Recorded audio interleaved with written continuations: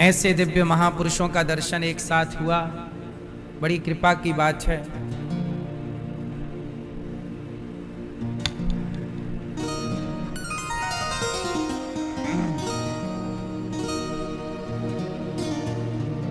भगवान की कृपा से ही संतों का दर्शन दरस परस होता है। तो भगवान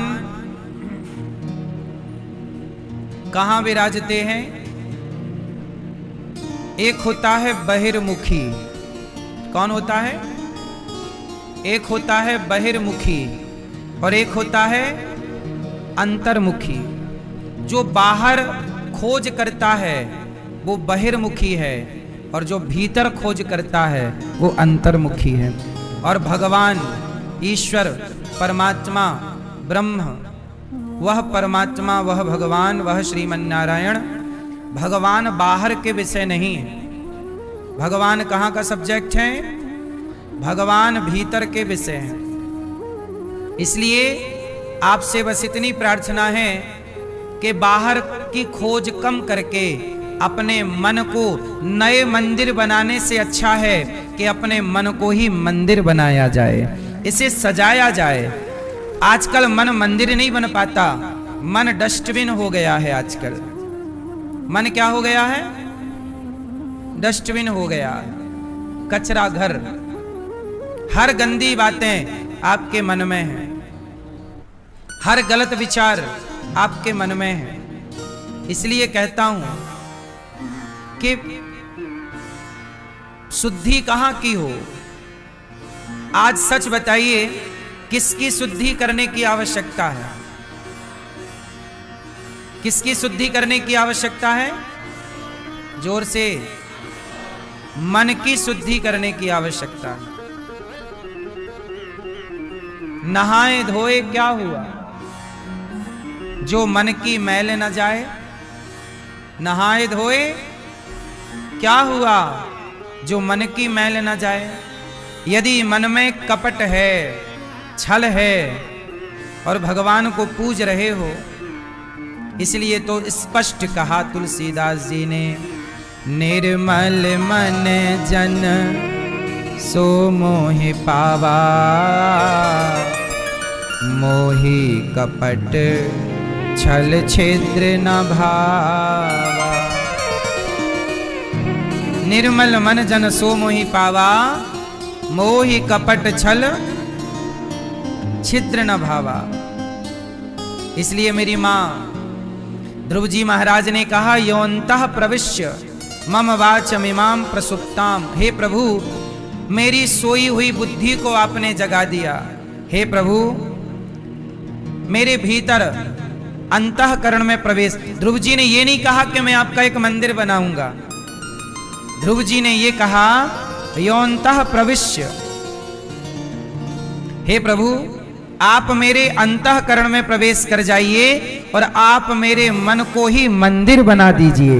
मुझे बाहर मंदिर बनाने की जरूरत। आजकल क्या चल रहा है? बाहर मंदिर बनाते हैं, चलो एक मंदिर और बनाते हैं, चलो एक मंदिर और बनाते हैं। आजकल बाहर मंदिर बनाने की बड़ी होड़ लगी हुई है। बोलो हाँ, सबको मंदिर बनाने हैं बाहर। योऽन्तः प्रविश्य मम वाचमिमां प्रसुप्तां, संजीवयत्यखिल शक्तिधरः स्वधाम्ना, अन्यास्तहस्त चरण श्रवणत्वगादीन् प्राणान् नमो भगवते पुरुषाय तुभ्यम्। हे प्रभु, मेरे हाथ सदा आपकी सेवा में लगे रहें, आपकी और आपके भक्तों की। अच्छा, जब मन की शुद्धि होगी तो क्या क्या फायदा होगा? आज आप लोग रोज मंदिर जाते हैं, रोज दिया जलाते हैं, रोज नाम जप करते हैं, फिर भी परेशान हैं। क्यों? अच्छा एक बात बताओ मैया, यदि अंदर भी और बाहर भी प्रकाश चाहते हो तो दीपक कहां रखना पड़ेगा? कहां दीपक रखें कि भीतर भी प्रकाश हो और बाहर भी प्रकाश हो? जोर से। मैया, ओ पीली मैया,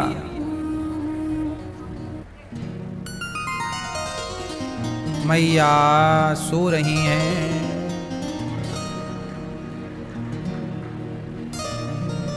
राम नाम मणिदीप धरूं, जीह देहरी द्वार, तुलसी भीतर बाहिरो, जो चाहत उजियार।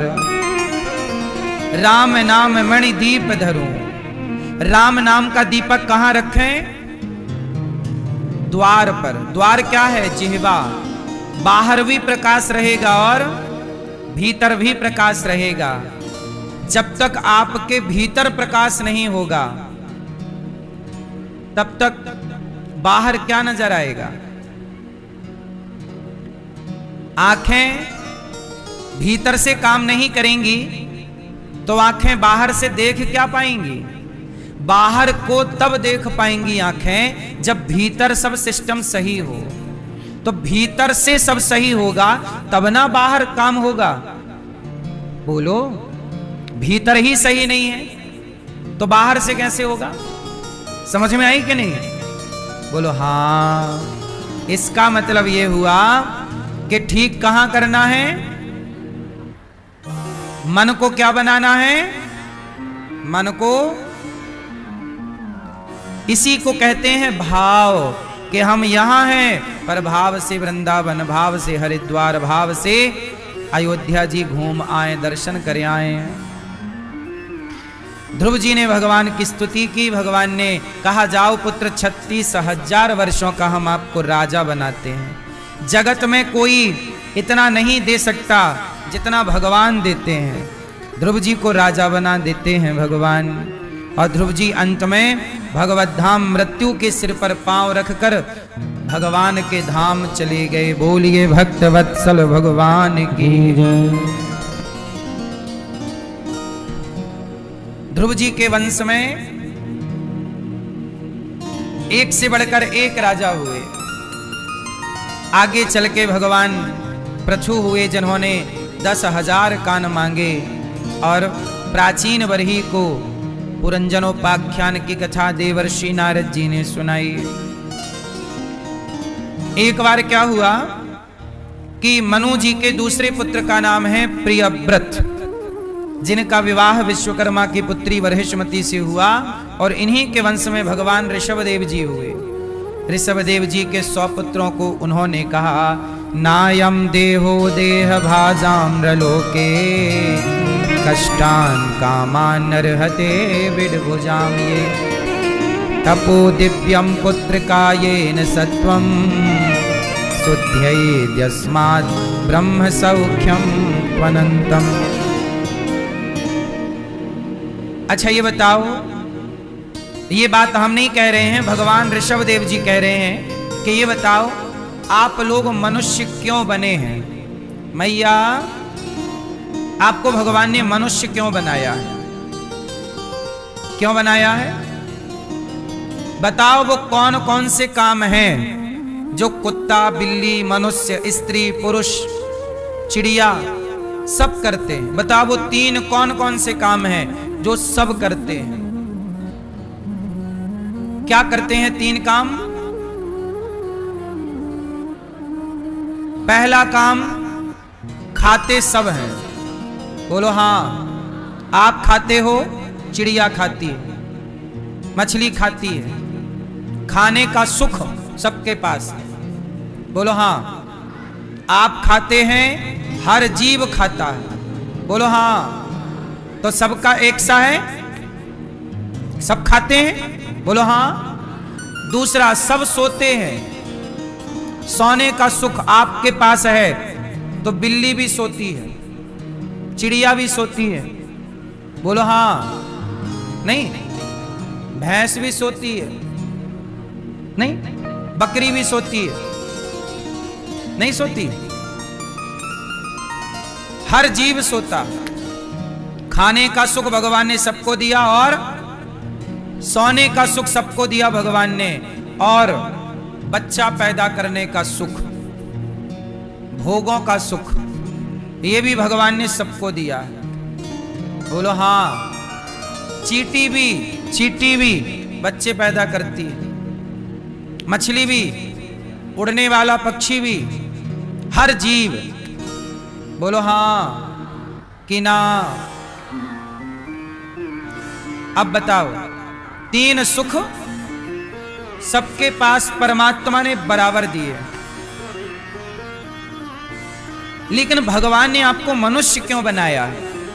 आजकल के लोग यही तीन काम करते हैं, खाते हैं और सोते हैं और सांसारिक भोग विलास करते हैं, अपना इलू इलू करते रहते हैं।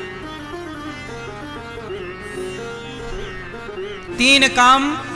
अभी मुझे ये बताओ कि आप मनुष्य किस काम के लिए बने हैं? भाई तीन तो सब कर रहे हैं, तो आपको यदि ये तीन ही काम करने थे तो भगवान आपको गधा बना सकते थे, सुअर बना सकते थे, क्योंकि सुअर गधा भी ये सब, लेकिन आपको भगवान ने मनुष्य बनाया। तो मैं आपसे ये जानना चाहता हूं, कृपया मेरा मार्गदर्शन करें कि आपको भगवान ने मनुष्य क्यों बनाया है?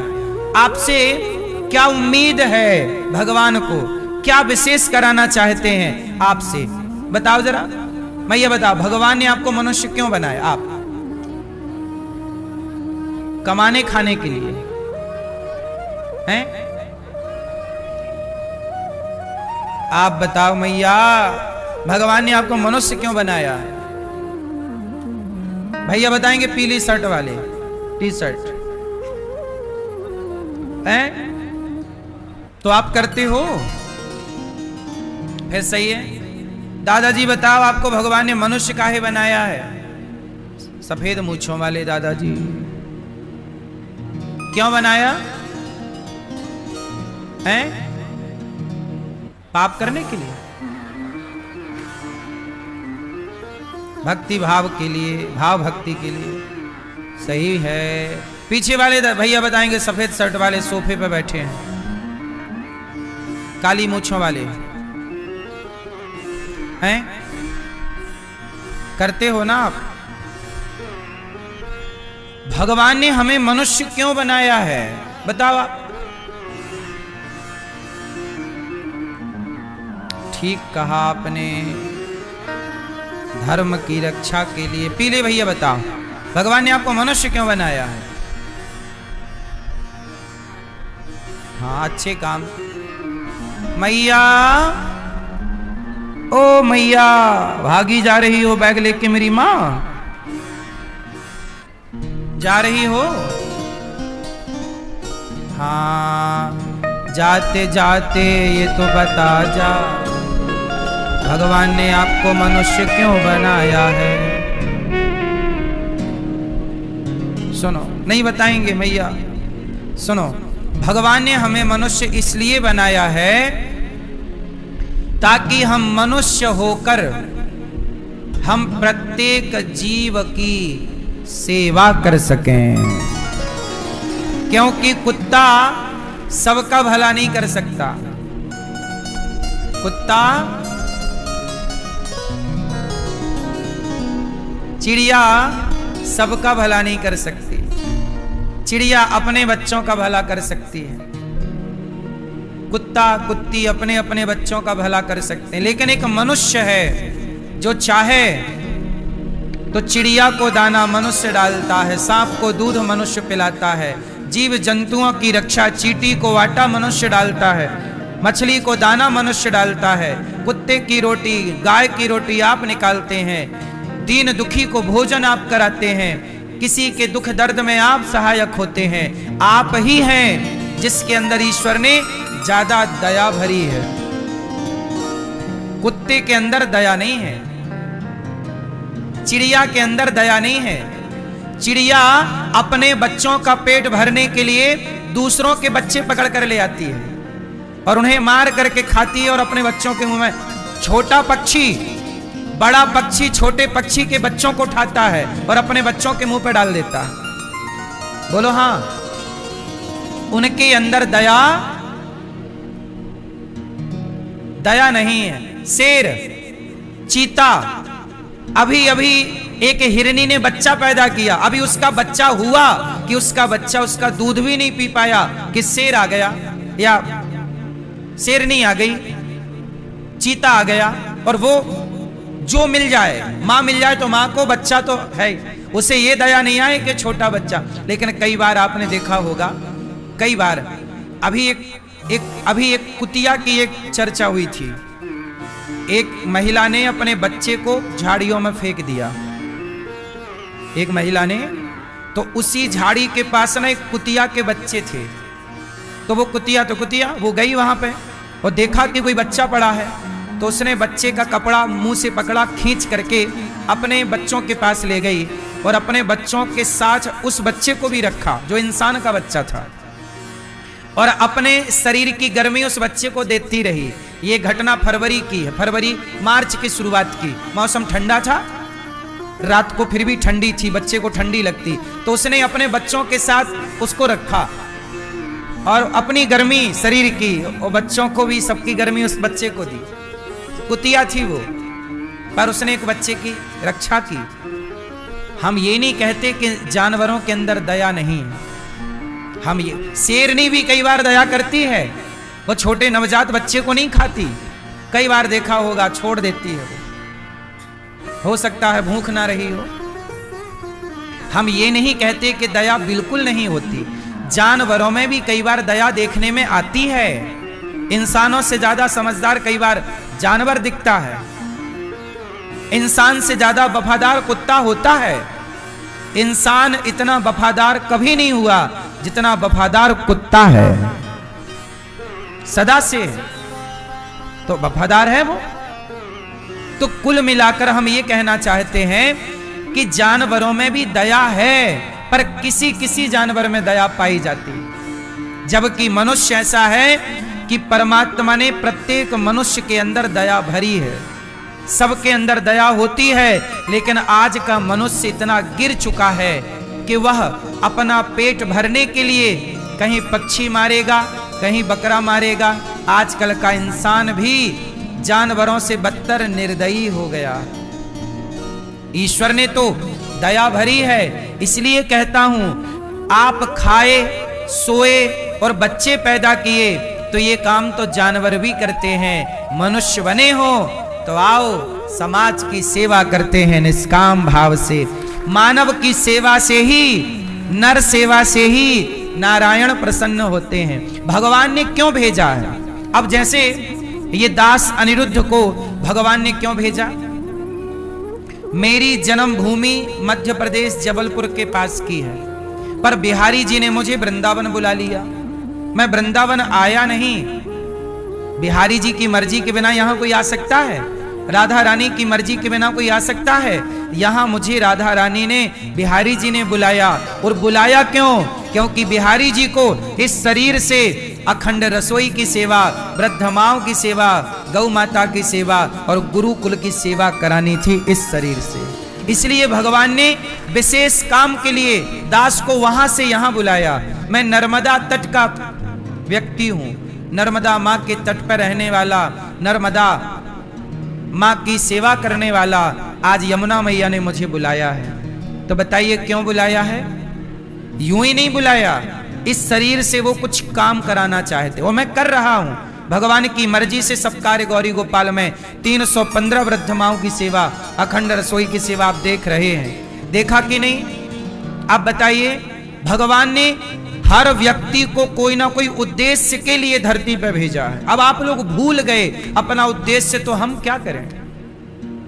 अब आप दारू पीने लग गए, शराब पीने लग गए, उद्देश्य भूलकर गलत काम करने लग गए, बहन बेटियों को छेड़ने लग गए। इसके लिए थोड़ी भगवान ने तुम्हें यहां धरती पर भेजा है। जाओ बेटा कुछ अच्छा काम करो, क्या करो? लेकिन आप अच्छा काम नहीं करते। इसलिए कहता हूं मेरी मां, आपको अच्छे अच्छे काम करने चाहिए। ये मानव शरीर अनमोल है। अब बताओ, अनिरुद्धाचार्य को ये शरीर आज मिला है, अब बताओ ये मानव तन अब कब मिलेगा मुझे? अब यदि ये शरीर छूटा मेरे से, जरा सोचिएगा, अनिरुद्धाचार्य का ये शरीर यदि छूटा तो बताओ अब कब मिलेगा मुझे? अगले जन्म में कहां जाऊंगा, क्या बनूंगा, कहां जाऊंगा, मुझे ही नहीं पता। इसलिए आज मौका है, इस मौके को क्यों गवाऊं? अगला किसने देखा? जो होगा होगा, लेकिन आज जो मिला है अवसर, हम उसे शराब पी के क्यों गवाएं, झूठ कपट गलत करके क्यों गवाएं। आओ इस अवसर को सही सेवा, मानव जाति की सेवा में लगाएं, अच्छे काम करें। आज हम हैं, कल हम नहीं रहेंगे। जब तक आप हो, अच्छे काम करने चाहिए। बोलो हाँ। क्योंकि एक तारीख ऐसी आती है कि जब आप, जैसे उदाहरण देखिएगा, हमारे देश के प्रधानमंत्री, पहले पूर्व प्रधानमंत्री जी का नाम था डॉक्टर मनमोहन जी। मनमोहन जी हुए, यही नाम था। मनमोहन जी लगभग 10 वर्ष प्रधानमंत्री रहे। बोलो हाँ, बोलो हाँ। अब 10 साल प्रधानमंत्री थे, उन्हें 10 साल के लिए ईश्वर ने मौका दिया। बोलो हाँ। जाओ बेटा, कर दो देश की सेवा, पहुंचा दो शिखर पर इस भारत माता को। अब उन्होंने क्या किया, क्या नहीं किया, ये तो ईश्वर उनसे जवाब मांगेंगे और वो उनको जवाब देंगे। वो क्या सही किए, क्या गलत किए, ये ईश्वर का और उनका मामला है। लेकिन अब वो इस धरती को छोड़कर चले गए कि नहीं? कौन रहा, कौन प्रधानमंत्री रहा, बताओ? बोलो, चले गए कि नहीं? फिर आज वर्तमान में मोदी जी प्रधानमंत्री हैं। अब मोदी जी को मौका मिला है, 15 साल हो रहे हैं और 20 साल होंगे। इसके बाद तो मोदी जी को भी अपना कार्यकाल पूरा करना ही पड़ेगा, क्योंकि हर व्यक्ति को ईश्वर ने एक टाइम दिया है। फिर भगवान इनसे भी पूछेंगे, क्या करके आए हो, आपने गौ हत्या बंद की? तो मोदी जी क्या जवाब देंगे कि जी मैं प्रधानमंत्री तो था, मैंने 1000 के नोट तो बंद किए, 2000 का नोट तो बंद किया, पर गौ हत्या बंद नहीं कर पाया। ये बोलना पड़ेगा मोदी जी को कि भाई मैं गौ हत्या नहीं बंद कर पाया। फिर मोदी जी को भी हिसाब ईश्वर के सामने देना पड़ेगा। इस धरती पे सबको अवसर मिलता है, किसी को 5 साल का, किसी को 10 साल का। उस कम टाइम पे आपको काम करने होते हैं। ये मानव शरीर भी आपको कम वक्त के लिए मिला है। मानव शरीर कम वक्त के लिए मिला है, कम समय के लिए। अनिरुद्धाचार्य को मिला है, एक दिन अनिरुद्धाचार्य भी जाएगा, आप भी जाओगे। भगवान पूछेंगे, अनिरुद्धाचार्य बताओ क्या करके आए? मैं कहूंगा कि मैं तो प्रधानमंत्री था नहीं, तो मैं तो गौ हत्या बंद नहीं कर सकता था, लेकिन जितना हो सका मैंने गौ माता की सेवा की है, गौशाला बना करके। मैंने वृद्ध माओं की सेवा की है। गौरी गोपाल में कोई भी आता है भूखा नहीं जाता, सबको भोजन मिलता है। ये मेरा तब का जवाब तैयार कर रहा हूं जब जाऊंगा कि प्रभु ये रहा हिसाब।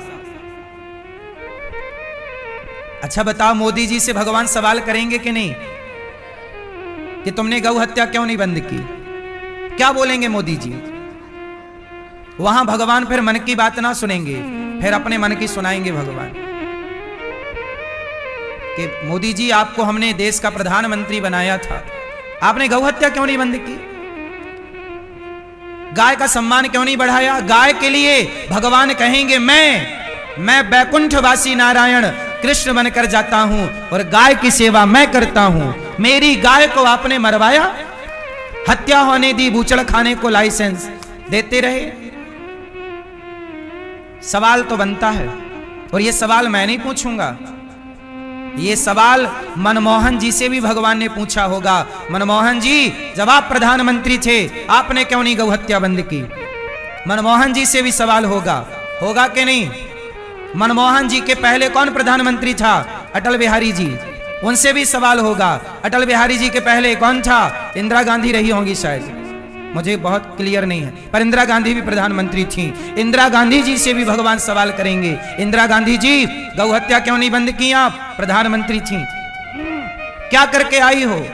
सबको मरना है, सब राख हो जाएंगे।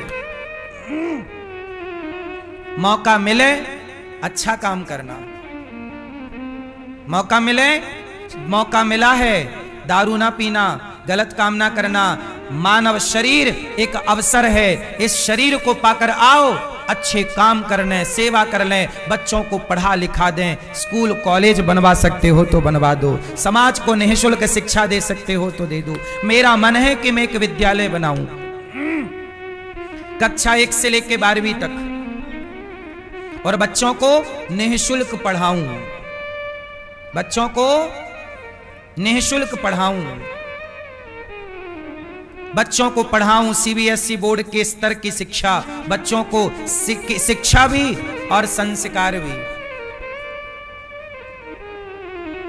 अभी नेपाल में नए प्रधानमंत्री बने युवा, उन्होंने सारे प्राइवेट स्कूलों को बंद कर दिया और सरकारी स्कूलों में कहा कि नेताओं का बच्चा भी यहीं पढ़ेगा, इसी को हम ठीक करेंगे। शिक्षा को मजबूत करना चाहिए, शिक्षा पर काम करना चाहिए। बोलो हाँ। शिक्षा जिस देश की अच्छी होगी उस देश में सब कुछ अच्छा होगा। आप कितने लोग भारत माता से प्यार करते हैं? करते हो? कितने लोग चाहते हो कि गौ हत्या बंद हो?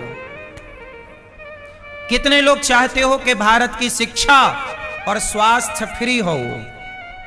शिक्षा और स्वास्थ्य मतलब इलाज, 2 चीजें फ्री होनी चाहिए, बाकी कोई चीज फ्री ना हो। बच्चा जितना पढ़े उतना पढ़ाओ, लेकिन आज सामान्य बच्चा पढ़ना तो चाहता है। अब सोचिए, सनातनी बच्चे गुरुकुल में पढ़ना चाहते। मेरे पास गुरुकुल है, मेरे पास एक गुरुकुल है जिसमें अभी 150 बच्चे पढ़ते हैं। 1000 बच्चे आ चुके हैं यहां पर। हमारा भी नाम लिख लो, हमें भी गुरुकुल में पढ़ना है। पर एक बात बताइए, मेरे पास इतनी व्यवस्था कहां से आएगी? सरकारों की व्यवस्थाएं हैं बड़ी, हम तो आपसे भिक्षा मांग के काम करते हैं ना। सरकार हमें पूरे भारत की स्कूल सौंप दे, 5 साल में इस देश के स्कूल ऐसे हो जाएंगे और ऐसी व्यवस्था हो जाएगी कि पूरे भारत के प्रत्येक बच्चे को नेता का बेटा हो या मजदूर का, एक सी शिक्षा प्रणाली होगी सबके लिए, एक सी। शिक्षा पर सबका अधिकार होगा, शिक्षा पर ऊंचा नीचा बड़ा छोटा ना होगा। सरकारें शिक्षा पर कोई काम नहीं करती। आज आजादी के 80 साल हो गए भारत को, लगभग 80 साल होने को आए। इन 80 सालों में आज तक बच्चों के सिलेबस में गीता नहीं गई। आज तक बच्चों के बैग में गीता नहीं है। बताइए, गीता पढ़ाई जा रही है बच्चों को स्कूल में? बताओ, गीता गलत है कि सही है? तो क्यों नहीं पढ़ा रहे हैं बच्चों को? श्रवण की कथा, श्रवण नाम का एक बेटा था जिसने अपने माँ बाप की सेवा की। बताओ, श्रवण की कथा गलत प्रेरणा देती है कि सही? तो सही प्रेरणा वाली कथा, इतनी सी कथा है, एक दिन में खत्म, 5 मिनट की कथा है। क्यों नहीं पढ़ाई? श्रवण की कथा पढ़ाई होती तो भारत का हर बेटा श्रवण कुमार बनता, फिर हमें वृद्धाश्रम बनाने की जरूरत ही ना पड़ती। हमें वृद्धाश्रम इसलिए बनाना पड़ा, आज ही मैं इस वृद्धाश्रम को गुरुकुल बना सकता हूं। सारी माओ को बेटा लेके तो जाएं, माओ को बेटा लेके जाएं, मैं आज गुरुकुल बना दूं इसे। आज मेरे पास 150 बच्चे हैं, मैं 1000 बच्चे रखूं, पर जगह भी तो हो, व्यवस्था तो हो। श्रवण की कथा क्यों नहीं पढ़ाई जाती बच्चों को, यह मेरा प्रश्न है। श्रवण के बारे में क्यों नहीं पढ़ाया गया? गीता क्यों नहीं पढ़ाती सरकार बच्चों को? उत्तर, सरकारें मनमाना काम कर रही हैं। शिक्षा कैसी हो? मर्यादा की शिक्षा हो। अच्छा, चोरी करना गलत है, बताओ चोरी करना सही है कि गलत है? तो क्या ये बच्चों को नहीं पढ़ा सकते? एक पाठ शास्त्रों से निकालो, वेद से, पुराण से। हम कहते हैं कुरान की भी जो अच्छी बातें हैं वो पढ़ाओ ना, बाइबल की जो अच्छी बातें हैं, गीता की अच्छी बातें हैं, सारी अच्छी बातों को स्कूलों में पढ़ाना चाहिए। मुसलमानों को भी उनकी कुरान की अच्छी बातें पढ़ा दो। हम नहीं कहते कि मुसलमानों पे हम गीता थोपना चाहते हैं, नहीं। पर ये बताओ, बाइबल की यदि कोई अच्छी बात है वो हमें पता होनी चाहिए कि नहीं? कुरान की कोई अच्छी बात है वो हमें पता होनी चाहिए कि नहीं? गीता की अच्छी बात है तो मुसलमानों को पता होना चाहिए कि नहीं? गीता की अच्छी बात ईसाई को पता होनी चाहिए कि नहीं? भाई ज्ञान सबके लिए है, लेकिन ज्ञान बांट के रखा। ये ज्ञान मुसलमानों को, ये ज्ञान ईसाइयों को, ये ज्ञान हिंदुओं को। साहब बंटवारा गलत है। ये तुम बात करते हो भाईचारा की, अरे भाईचारा के लिए वो ज्ञान तो लाओ, जैसे ज्ञान से भाईचारा बढ़ेगा। उत्तर दो। बच्चों को जो पढ़ाना चाहिए, आजादी के 80 साल होने को आए इस देश में, आज तक उस, बताओ भारत किनका गुलाम था? अंग्रेजों का। मुगलों के बाद अंग्रेजों का, अंग्रेजों के बाद आजादी मिली। अंग्रेजों की गुलामी भारत ने की। आज भी आपको आश्चर्य होगा सुनकर, जो आप लोग पढ़ते हो स्कूल में, कॉलेज में, वो सिलेबस किसने डिजाइन किया है स्कूल कॉलेज का? बोलो। एक अंग्रेज था, उसका नाम था मैकाले। क्या नाम था? उस मैकाले नाम के अंग्रेज का सिलेबस आज भी पढ़ाया जा रहा है। उसकी डिजाइन की गई शिक्षा, जब अंग्रेज चले गए तो उस अंग्रेज की शिक्षा क्यों थोपी जा रही है हिंदुस्तान में? फिर उसकी शिक्षा डस्टबिन में डालकर भारतीय शिक्षा होनी चाहिए ना। हमारे देश में जज बने तो भारतीय शिक्षा से जज बने, एडवोकेट बने तो भारतीय शिक्षा के आधार पर एडवोकेट बने, इंजीनियर बने तो भारतीय शिक्षा से इंजीनियर बने। अब भारत का बच्चा पढ़ने अमेरिका जाता है, लंदन जाता है। मैं कहता हूं भारत की आजादी के इतने, आपने सुना कि अमेरिका का बच्चा भारत पढ़ने आया है? बोलो। आया भी होगा तो आने की दर 1% होगी और जाने की प्रतिशत 99% है। हर भारतीय बच्चा चाहता है कि मैं अमेरिका में पढ़ूं। उसकी ताकत भले ना हो पर मन तो है। लेकिन अमेरिका का कोई लड़का नहीं चाहता कि मैं भारत में पढ़ूं। क्यों? इसका मतलब है कि आजादी के इतने वर्षों के बाद जिस भारत के ऋषियों ने इस देश को शून्य और दशमलव दिया, ऐसे महान गणितज्ञों के देश में आज कोई पढ़ने आना नहीं चाहता। इसका मतलब हमारी शिक्षा प्रणाली अभी अच्छी नहीं है। इतनी अच्छी शिक्षा हो कि दुनिया यहां पढ़ने आए, यहां के बच्चों को कहीं जाने की जरूरत नहीं है पढ़ने के लिए। कितने लोग मेरी बात से सहमत हैं? अब इसका रेशो देता हूं, जरा सुनिएगा। आप लोग कुछ नहीं समझते, नेता लोग कुछ बताते नहीं हैं। हम लोग बताते हैं तो नेता लोग, मीडिया पीछे लग जाती है और ये सब बदनाम करने के चक्कर में क्या करोगे? फिर भी बताएंगे, भारत का रहने वाला हूं, भारत की बात सुनाता हूं। सुनो, एक सच्ची बात सुनाता हूं। आप निकाल लो अपना मोबाइल का वो हिसाब किताब, कैलकुलेटर निकालो। सुनो, एक बच्चा जब भारत का अमेरिका पढ़ने जाता है तो उसकी साल भर की फीस कितनी होती है? बताओ, किसी को आइडिया हो तो। मैया कह रही है 70-80 लाख।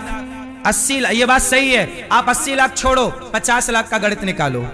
एक बच्चा भारत, सुनो ध्यान से, कान खोल के रखना। एक बच्चा जब भारत का पढ़ने अमेरिका जाता है या लंदन जाता है तो उसका सालाना खर्च पढ़ाई का कितना होता है? 50 लाख। होता 60-70 है, फिर भी मैं राउंड फिगर में बोल रहा हूं। 50 लाख रुपए एक बच्चे का। अब जरा सोचो कि भारत से ऐसे एक साल में 1000 बच्चे गए, तो जरा 1000 गुणित 50 लाख करियो भैया, कितना हुआ? एक साल में इतना पैसा भारत का अमेरिका में चला जाता। किसके नाम पर? शिक्षा के नाम पर। और हम चले विश्व गुरु बनने के लिए। ऐसी बन जाओगे विश्व गुरु? अरे शिक्षाएं तो मजबूत कर लो सरकार। सरकारों का ध्यान शिक्षा पर बिल्कुल नहीं है। सरकारें चाहती हैं कि आप पढ़ो लिखो ना, क्योंकि पढ़ोगे लिखोगे तो ऐसा हिसाब लगाना सीख जाओगे तो नेताओं के सिर की गर्मी बढ़ जाएगी। वो चाहते हैं कि आप अनपढ़ रहो तो आप पर शासन करते रहें सारी जिंदगी।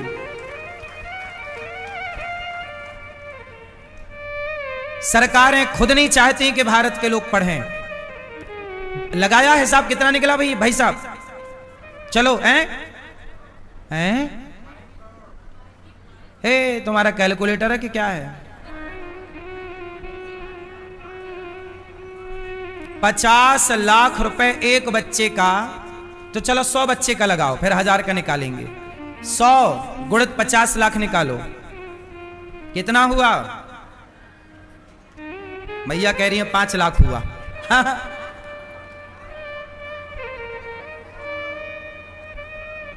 अब ये गणित आप लगाना, हजारों करोड़ में आएगा।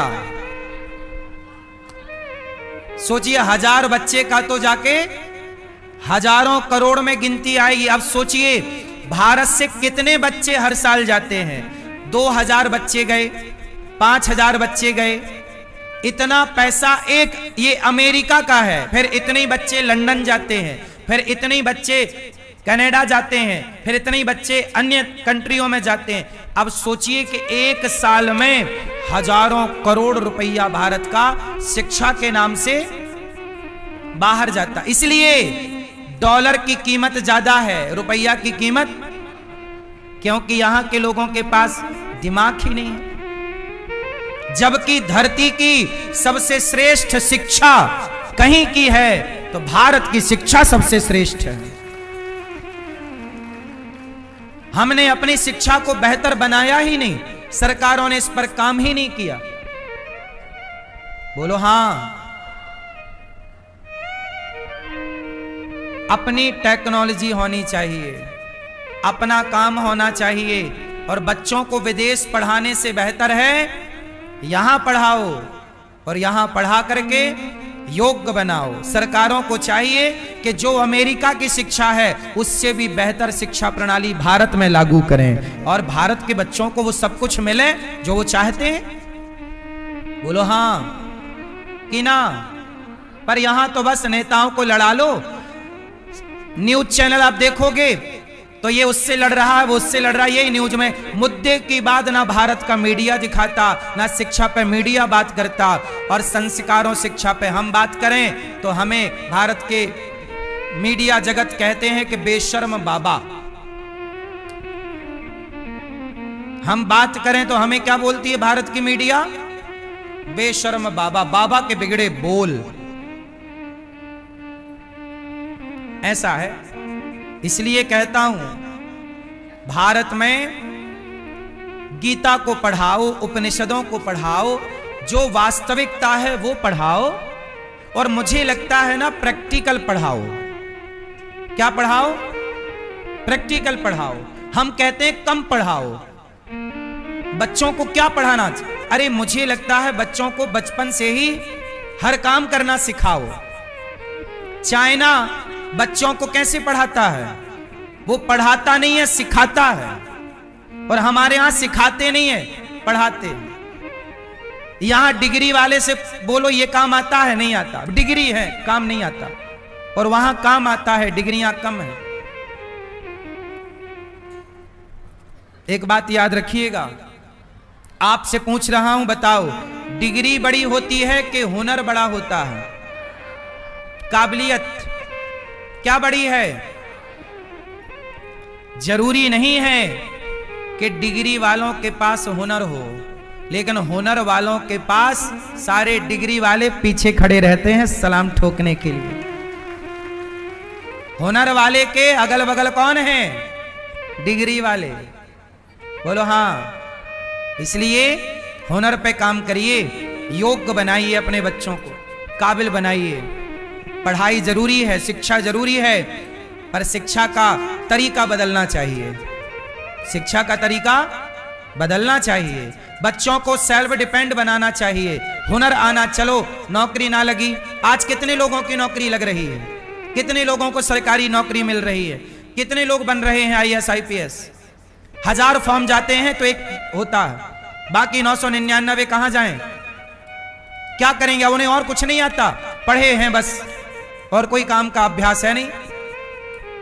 इसलिए कहता हूं पढ़ाई जरूरी है, हुनर उससे भी ज्यादा जरूरी है। बोलो हाँ। और जीवन में कभी हार नहीं माननी चाहिए। अच्छा बताओ, डॉक्टर एपीजे अब्दुल कलाम जी